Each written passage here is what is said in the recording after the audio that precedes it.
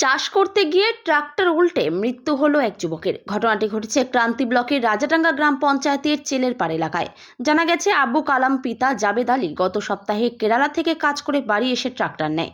তবে সেই ট্রাক্টর যে কাল হয়ে দাঁড়াবে সে ভাবতেই পারেনি। বৃহস্পতিবার সকালে ট্রাক্টর নিয়ে জমিতে চাষ করতে গিয়ে পাশে থাকা পুকুরে পাল্টে যায় ট্রাক্টর।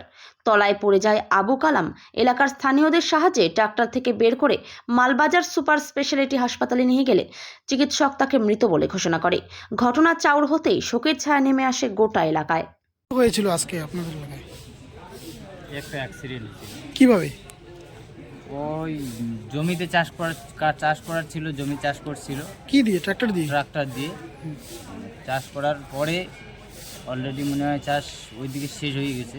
চাষ করার পরে রাস্তায় উঠানোর সময় একটা দুর্ঘটনা হয়েছে। যেমন ওই তোমার একটু উঁচা ছিল, জমির থেকে একটু উঁচা ছিল, ওই উঁচাটা উঠানোর সময় মানে স্টার্টিং ইয়ে করে ডিগিতে পাল্টি করে দিচ্ছে।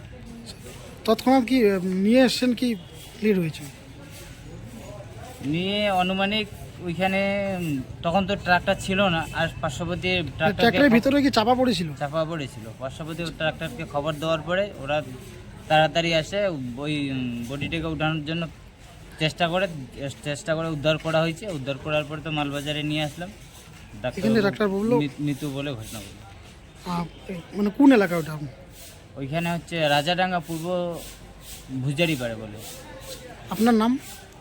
আনসার আলী। আপনার কে কি হন? ওর জামাইবাবু।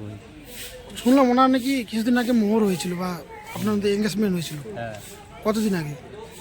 6 মাস হলো। উনি কি কোথায় কাজ করতেন?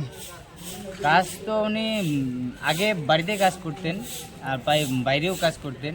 শুনলাম এক সপ্তাহ আগে কেরালা থেকে আসলো। এক সপ্তাহ আগে কেরালা থেকে বাড়িতে আসলো। বাড়িতে আসার পরে ওই ট্রাক্টর হ্যাঁ, ট্রাক্টর তো আগে নিয়েছিল। 3-4 মাস হয়ে গেল, মানে 3-4 মাসের বেশি হবে নাকি অনুমানিক বলতে পারবো না। 3-4 মাস ধরে নাও। 3-4 মাস হলো ট্রাক্টর নেওয়ার পরে ওই ট্রলির টাকার জন্য বিদেশে গেছে। ওইখান থেকে কিছু পয়সা করে নিয়ে আসে, ট্রলি নিল। ট্রলি নেওয়ার পর তো বাড়িতে এসে আর 1 সপ্তাহ হলো।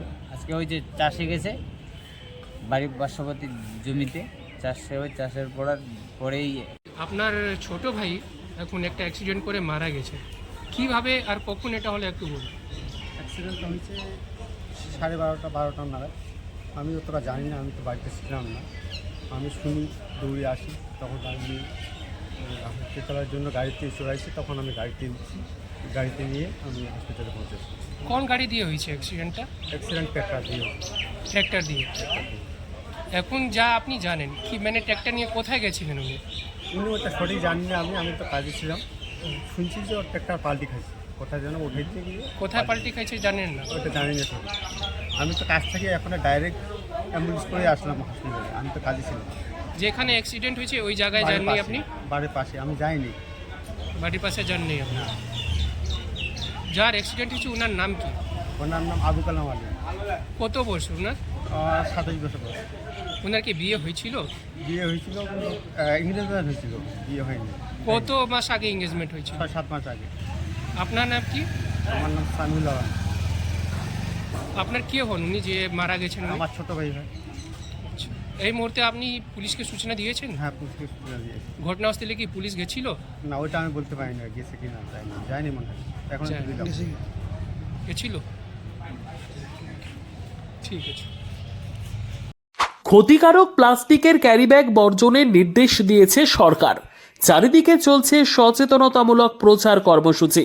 রায়গঞ্জেও তার ব্যতিক্রম নেই। ক্ষতিকারক প্লাস্টিক পরিবেশকে চরমভাবে দূষিত করছে। এর থেকে নিস্তার চাই। তাহলে উপায় কি? চিন্তা নেই, রায়গঞ্জে চলে এসেছে বিকল্প ব্যবস্থা। সবার জন্য সুখবর। পশ্চিমবঙ্গ সরকারের অনুমোদনে আগামী সপ্তাহ থেকেই শহরে তৈরি হতে চলেছে পরিবেশ বান্ধব দূষণমুক্ত বিভিন্ন ধরনের বায়ো ক্যারিব্যাগ, যা অবশ্যই পচনশীল। একেবারে সুলভে পেয়ে যাবেন আপনারা।